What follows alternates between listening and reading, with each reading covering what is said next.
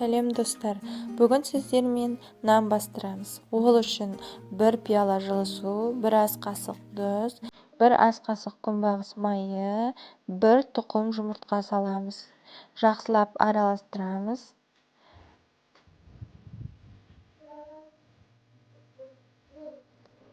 Енді осы көлемде 3 пиала ұн қосамыз.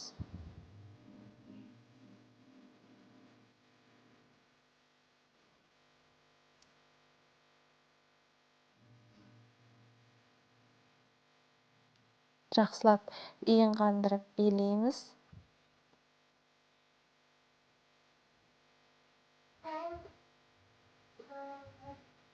Лайк басып, пікір қалдырып, каналға тіркеліп отырыңыздар.